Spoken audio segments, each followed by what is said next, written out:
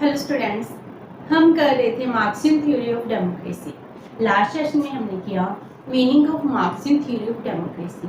जो Marxian theory of democracy है, हम इसको socialist theory of democracy, pure democracy भी कह सकते हैं। तो इसकी फीचर्स क्या हैं? क्योंकि जो मार्क्स हैं, मार्क्स क्या कहते थे कि जो प्रोलेटेरियट लेबर क्लास है उनका रूल होना चाहिए, जो कैपिटलिस्ट क्लास है इनका खात्मा होना चाहिए, तभी जाकर एक्चुअल में डेमोक्रेसी प्रिवेल करेगी। अगर हम डेमोक्रेसी को इस्टेब्लिश करना चाहते हैं तो ज़रूरत है क्लास लेस सोसाइटी की, जिसमें कोई भी रिच और पुअर ना हो, सभी इक्वल हो। And means of production resources किसके होने चाहिए? स्टेट के होने चाहिए, तभी जाकर हम एक अच्छी डेमोक्रेसी को इस्टेब्लिश कर सकते हैं। तो आज हम इस सेशन में करेंगे features of Marxian theory of democracy. इसकी क्या क्या फीचर्स हैं? First one is democracy is possible only in the stage of dictatorship of proletariats. वो क्या कह रहे हैं? प्रोलेटेरियट्स में जो लेबर क्लास है, लेबर क्लास की डिक्टेटरशिप होगी, तभी जाकर डेमोक्रेसी इस्टेब्लिश होगी। क्योंकि लिबरल थ्योरी ऑफ डेमोक्रेसी में हम ये कहते हैं कि रूल कौन करते हैं? जो कैपिटलिस्ट होते हैं वो ही रूलर होते हैं। इसमें जो पुअर क्लास है, वर्किंग क्लास है, प्रोलेटेरियट क्लास है, इनको कोई रिप्रेजेंटेशन नहीं मिलती है। इसीलिए वो कहते हैं जब haves and haves not in दो कैटेगरीज में रेवोल्यूशन होती है तो प्रोलेटेरियट जीते हैं। आफ्टर रेवोल्यूशन क्या करना चाहिए? Proletariat class will organise themselves as a ruling class. तो प्रोलेटेरियट को रूलिंग क्लास में आना चाहिए, ना कि जो बुर्जिस क्लास है, जो कैपिटलिस्ट क्लास है, उनको अपनी पार्टी बनानी चाहिए, उनको रूलिंग क्लास में आना चाहिए। अब रूलर कौन बन गए? प्रोलेटेरियट। तो अब किसकी डिक्टेटरशिप होगी? प्रोलेटेरियट क्लास की, ना कि कैपिटलिस्ट क्लास की। एंड जो रूलर बन जाएंगे they crush the remaining element of capitalist class. Means अगर हम रेवोल्यूशन करते हैं, इसमें bourgeois class and proletariat class इन दोनों में स्ट्रगल होती है। इसमें मार्क्स कहते हैं प्रोलेटेरियट क्लास है, लेबर क्लास जीत जाएगी एंड जो कैपिटलिस्ट क्लास है वो हार जाएगी। उसके जितने मीन्स ऑफ प्रोडक्शन है वो अपने कर लेंगे, लेकिन फिर भी पूरी तरह कैपिटलिस्ट क्लास खत्म नहीं होती। इसीलिए जब जो प्रोलेटेरियट है, जो लेबर क्लास है, जब वो रूलर बन जाएगी, वो क्या करेगी? जो कैपिटलिस्ट बच गए थे उनके जो रिमेनिंग पार्ट है उनको खत्म कर देंगे, तब जाकर एक्चुअल में डेमोक्रेसी प्रिवेल करेगी। इट मींस क्या हो गया? डेमोक्रेसी तभी पॉसिबल है जब प्रोलेटेरियट क्लास की डिक्टेटरशिप होगी। Next is democracy can be established only by the way of violent revolution. इन्होंने कहा dictatorship, proletariat, then violent revolution. जी डेमोक्रेसी को इस्टेब्लिश करने के लिए वायलेंट रेवोल्यूशन की बात कर रहे हैं। तो इसमें क्या कह रहे हैं? जो प्रोलेटेरियट होंगे उनको रेवोल्यूशन करनी पड़ेगी, तब जाकर उनको उनके राइट्स मिलेंगे। अदरवाइज कैपिटलिस्ट हैं, उनको उनके राइट्स नहीं देंगे। इसीलिए वो कहते हैं जब इस रेवोल्यूशन में प्रोलेटेरियट विन हो जाते हैं, उसके बाद वो क्या करेंगे? Dethrone the capitalist class. वो कैपिटल क्लास को डिथ्रोन कर देंगे और वो रूलर नहीं रहे, वो भी रूलिंग क्लास के अंडर आ गए। As their roots are very deep, they not accept defeat. अगर रूलर क्लास है, अगर हम कहें कि आप बहुत रिच हो, आप कैपिटलिस्ट हो, आज के बाद आप रूल नहीं करोगे, क्या वो बहुत जल्दी मान जाएंगे? It's not possible. वो अपनी डिफीट को, अपनी हार को स्वीकार नहीं करेंगे एंड उनकी रूट्स बहुत डीप होती है। जैसे बहुत रिचेस्ट क्लास है हमारे देश में, अगर हम कहें आज के बाद आपके जितने भी मीन्स ऑफ प्रोडक्शन है, आपके जितने भी रिसोर्सेज है, आपकी जितनी भी वेल्थ है, वो सब हमारी होगी, वो सब स्टेट की होगी, क्या हमारे देश की रिच क्लास उसको एक्सेप्ट कर लेगी? अगर आप अंबानी अडानी की बात करो, क्या वो एक्सेप्ट कर लेंगे? नहीं कर पाएंगे। इसीलिए वो कहते हैं इन सब चीजों के लिए वायलेंट रेवोल्यूशन करनी पड़ेगी, तब जाकर सभी की सभी वेल्थ स्टेट की होगी, सभी की सभी वेल्थ हम सब प्रोलिटेरिएट लेबर की होगी, सोसाइटी की होगी, तब जाकर डेमोक्रेसी प्रिवेल करेगी। क्योंकि जे ही कहते हैं अगर हम डेमोक्रेसी इस्टेब्लिश करना चाहते हैं तो इकोनॉमिक इक्वालिटी होनी चाहिए, इसमें कोई रिच और पुअर क्लास नहीं होनी चाहिए। अगर सभी इक्वल होंगे तभी जाकर डेमोक्रेसी इस्टेब्लिश होगी। इसीलिए जी क्या कहते हैं वायलेंट रेवोल्यूशन करनी पड़ेगी, तब जाकर डेमोक्रेसी इस्टेब्लिश होगी। Number third, absence of class conflict. Marks कहते हैं जब हम डेमोक्रेसी की बात करते हैं इसमें सभी क्लास क्या होती हैं? इक्वल होती हैं। यहाँ पर क्लास लेस सोसाइटी होती है जिसमें कोई भी रिच और पुअर नहीं होता है, ऑल आर इक्वल। इसमें ऐसी कोई भी कैटेगरी नहीं है, ना ही कोई रिच है ना ही कोई पुअर है। इसीलिए जब हम सब इक्वल होंगे तो हमारे भी कोई भी कन्फ्लिक्ट भी नहीं होगा। इसीलिए ये कहते हैं एब्सेंस ऑफ क्लास कन्फ्लिक्ट। अगर क्लास लेस सोसाइटी होगी तभी क्लास कन्फ्लिक्ट्स हैं वो खत्म हो सकेंगे। क्योंकि अगर प्राइवेट प्रॉपर्टी नहीं है तो कोई एक्सप्लॉयटेशन नहीं होगी। अगर प्राइवेट प्रॉपर्टी को हम अर्न कर सकते हैं तभी तो जाकर हम क्या करते हैं, लेबर क्लास के एक्सप्लॉयटेशन कर रहे हैं। तभी तो हम चाहते हैं मेरी वेल्थ कंसंट्रेट हो, हम लेबर को कम वेजेस देते हैं, प्रॉफिट का ज्यादा पार्ट रखते हैं, हम उसकी एक्सप्लॉयटेशन करें। अगर हम प्राइवेट प्रॉपर्टी रख ही नहीं सकते तो लेबर क्लास की कोई एक्सप्लॉयटेशन नहीं होगी। जो जितना काम करेगा उसके अकॉर्डिंग उसको रिवॉर्ड मिलेगा।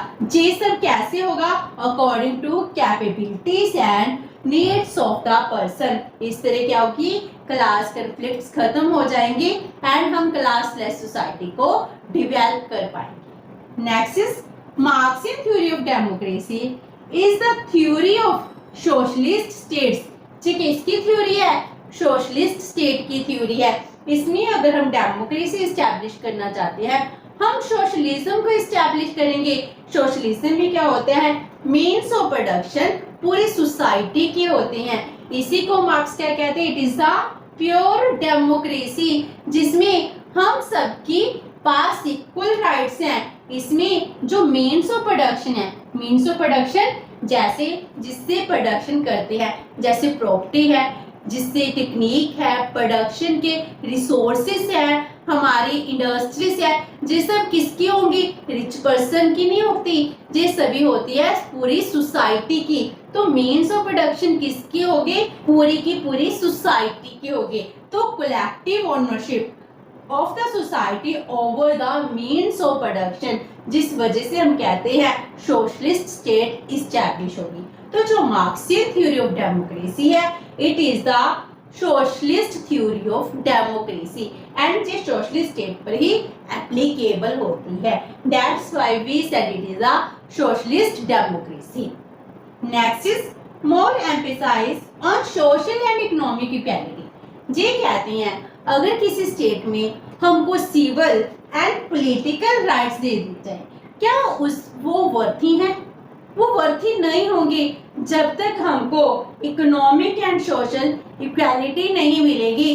तब तक आप किसी को कितने भी राइट्स दे दो उसका कोई बेनिफिट नहीं है। इसीलिए मार्क्स कहते हैं civil rights and political rights ये दोनों क्या है, मीनिंगलेस हैं, यूजलेस हैं without the social and economic equality. क्या एक पुअर पर्सन है उसको अपनी बेसिक नीड्स फुलफिल करनी है या पॉलिटिकल एक्टिविटीज में पार्टिसिपेशन करना है? उसके लिए सबसे इंपॉर्टेंट क्या होता है? अपने बच्चों की नीड्स को फुलफिल करना, अपनी बेसिक नीड्स फुलफिल करना। इसीलिए अगर हम जे समाज में social and economic equalities develop करा पाएंगे तब जाकर ही हम कह सकते हैं एक्चुअल में डेमोक्रेसी प्रिवेल कर रही है। तब जाकर ही हमको सिविल एंड पॉलिटिकल राइट्स हैं उसका बेनिफिट मिलेगा। Next is equality is more important then liberty. जो इक्वालिटी है इनके लिए ज्यादा इम्पोर्टेंट है देन लिबर्टी। वो कहते हैं अगर हम अच्छे से एक डेमोक्रेसी स्टैब्लिश करना चाहते हैं, अगर इसके लिए हमको लिबर्टी को कर्टेल करना पड़े, लिबर्टी को कम करना पड़े, तो हम कर सकते हैं, क्योंकि इक्वालिटी ज़्यादा इम्पोर्टेंट है। अगर हम सभी इकोनॉमिकली इक्वल होंगे तब जाकर ही सभी लोग डेवलपमेंट के फ्रूट्स ले पाएंगे, तभी जाकर हम कह सकते हैं कि इकोनॉमी में डेमोक्रेसी प्रिवेल कर रही है। इसीलिए वो कहते हैं to maintaining equality they prefer to cut individual liberty. अगर एक इंडिविजुअल की फ्रीडम को कम करना पड़े तो हम कर सकते हैं, इसमें कोई बुराई नहीं है। Next is believe in fully state regulated economy. जी किसमें फेथ रखते हैं? प्राइवेट प्रॉपर्टी में नहीं, स्टेट में। स्टेट भी कैसी होनी चाहिए? फुली रेगुलेटेड होनी चाहिए। सभी की सभी factories, industries, means of production state के होंगे। स्टेट ही क्या होगी? एकमात्र हमारी एम्प्लॉयर होगी। सभी के सभी लोग उसके अंडर ही काम करेंगे, चाहे कोई रिच है पुअर है, सभी के सभी वर्कर होंगे अंडर द स्टेट। तो स्टेट क्या करती है? लोगों के वेलफेयर के लिए काम करती है। इसीलिए हम कहते हैं वहां पर क्या होगा? लोगों को ज्यादा फ्रीडम मिलेगी। तो जे प्राइवेट सेक्टर को फेवर नहीं करते हैं, जे फेवर करते हैं प्लान्ड इकोनॉमी को। जे कहते हैं प्राइवेटाइजेशन होनी ही नहीं चाहिए, प्राइवेट सेक्टर इकोनॉमी में होना नहीं चाहिए, क्योंकि प्राइवेट सेक्टर का मोटिव क्या होता है? प्रॉफिट अर्न करना, जबकि जो गवर्नमेंट है, स्टेट है, उसका मोटिव होता है लोगों का वेलफेयर करना। Next is collective leadership. जी किसकी बात करते हैं? कलेक्टिव लीडरशिप की। हम स्टेट चलाएंगे, हम डिसीजन लेंगे, हम लॉ बनाएंगे। वो कैसे बनने चाहिए? कहते इसके लिए सिर्फ एक तो पर्सन है वो डिसीजन नहीं लेंगे, पूरी की पूरी सोसाइटी डिसीजन लेगी। कोलेक्टिवली डिसीजन होने चाहिए। तो जी कलेक्टिव लीडरशिप की बात करते हैं। इसमें कहते हैं power of taking final decision to a group of people, not to a single person. Next is provision to recall the representatives. It means क्या है? जी कहते हैं अगर हम अपनी रिप्रेजेंटेटिव चुनते हैं, अगर वो रिप्रेजेंटेटिव हमारे लिए काम ना करे, तो ये प्रोविजन होनी चाहिए कि हम उनको रिकॉल कर सके, मीन्स वापस बुला सके। जैसे हमने एक एमपी चुन लिया, मान लो वो एमपी हमारे लिए काम नहीं कर रहा, तो हम उसको क्या कर सकते हैं? वापस बुला सकते हैं, रिकॉल कर सकते हैं, उसके बदले कोई और नया एमपी हम चुन सकते हैं। तो ऐसी प्रोविजन होनी चाहिए। इससे क्या होता है? इससे कलेक्टिव लीडरशिप होगी, इससे करप्ट लेस सोसाइटी का जन्म होगा। इसीलिए सोवियत यूनियन में क्या था? फ्रॉम 1968 टू 1978 तक 4000 मेंबर्स थे, वो रिकॉल किए गए, मीन्स उनको वापस बुलाया गया। इस वजह से क्या होता है? जो हमारे रिप्रेजेंटेटिव है वो करप्ट लेस रहते हैं और हमारे वेलफेयर के लिए काम करते हैं। Next is provision of referendum. Referendum क्या होता है? अगर कोई इंपॉर्टेंट डिसीजन है उसके लिए सभी पर्सन की राय लेनी चाहिए, उनका ओपिनियन क्या है। हर एक पर्सन को वोट देने का राइट होगा, हर एक पर्सन क्या होगा? उस ओपिनियन के लिए अपना वोट देगा कि मुझे ये काम करना है, ये नहीं करना है। मान लो हम ये कहते हैं जैसे ब्रेक्सिट हुआ था, अब 2020 में ब्रेक्सिट खत्म हो गया, इसमें रेफरेंडम कराया गया। तो इसमें क्या किया गया? हर एक पर्सन से पूछा गया कि आप ब्रेक्सिट करवाना चाहते हो या नहीं कराना चाहते। तो 51% लोगों ने कहा यस एंड 49% लोगों ने कहा नो।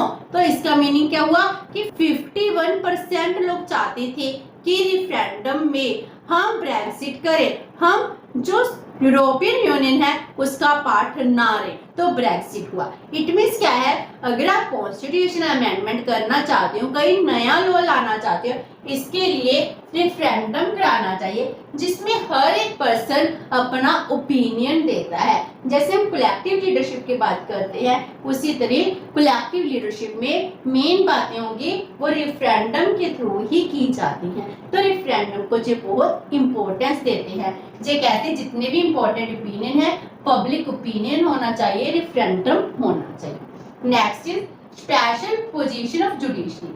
जी जुडिशरी को डिफरेंट वे से डिफाइन करते हैं। जी कहते हैं जुडिशरी इंडिपेंडेंट नहीं होनी चाहिए। अगर जुडिशरी इंडिपेंडेंट होगी इससे क्या होगा? जो कैपिटलिस्ट है जुडिशरी को अपने फेवर के लिए यूज करेंगे। इससे क्या होगा, जो सोशलिज्म को फेवर करे उन लोगों को पनिशमेंट देंगे। इसीलिए जी कहते हैं जुडिशरी कैसी होनी चाहिए, जे एग्जेक्टिव का एक पार्ट होना चाहिए। इनके जो जज है वो लोगों द्वारा इलेक्टेड होने चाहिए, जो फुल टाइम के लिए नहीं होने चाहिए, कुछ सालों के लिए इनको इलेक्ट किया जाना चाहिए। तो जी कहते हैं जी इंडिपेंडेंट नहीं होनी चाहिए, क्योंकि जी अगर जी इंडिपेंडेंट होगी तो कैपिटलिस्ट इसको यूज करेंगे to establish capitalism. Next is preferences to economic rights. जी इकोनॉमिक राइट्स को बहुत ज्यादा प्रेफरेंस देते हैं। जी कहते हैं अगर हम इकोनॉमिकली इक्वल होंगे तभी तो डेमोक्रेसी प्रिवेल करेगी। एक्चुअल में अगर एक पर्सन अपने इकोनॉमिक प्रॉब्लम से फ्री होगा तब जाकर वो इंजॉय कर सकता है। अगर अनएम्प्लॉयड होगा, उसकी बेसिक नीड्स फुलफिल नहीं होगी, क्या वो अपनी लाइफ को एंजॉय कर सकता है? नहीं कर सकता। इसीलिए जी इकोनॉमिक राइट्स को बहुत ज्यादा प्रेफरेंस देते हैं। कहते हैं right to work to everybody होना चाहिए। Last one is critic of liberal democracy. जी लिबरल डेमोक्रेसी को बहुत ज्यादा क्रिटिक करते हैं, उनका क्रिटिसिज्म भी कर रहे हैं। जी कहते हैं जो लिबरल डेमोक्रेसी है जी रिएक्शनरी डेमोक्रेसी है, जिसमें लोगों के वेलफेयर के लिए, रिफॉर्म के लिए कोई काम नहीं किया जाता। जो वोजिस डेमोक्रेसी है, कैपिटलिस्ट डेमोक्रेसी है, स्यूडो एंड शैम डेमोक्रेसी है, जिसमें लोगों के वेलफेयर के लिए काम ना कर कर कुछ कैपिटलिस्ट है उनके फेवर की बात की जाती है। इसलिए जो लिबरल डेमोक्रेसी को एक्चुअल डेमोक्रेसी ना मानकर फेक डेमोक्रेसी मानते हैं। एंड मार्क्सिस्ट क्या कहते हैं, जो मार्क्सिज्म डेमोक्रेसी है जे एक्चुअल में सोशलिस्ट डेमोक्रेसी है, जे प्योर डेमोक्रेसी है, जिसमें सब लोगों को इक्वल राइट्स देंगे, उनकी इकोनॉमिकली इक्वालिटी होगी, तब जाकर एक्चुअल में डेमोक्रेसी प्रिवेल करेगी। तो ये थी features of Marxian theory of democracy. Next session में करेंगे हम criticism of Marxian theory of democracy. Hope so कि आपको ये सेशन अच्छा लगा होगा। अगर आपकी कोई क्वेरी है तो post it in the comment box, and video अच्छी लगी तो please like and share with your friends. Thank you so much and have a nice day.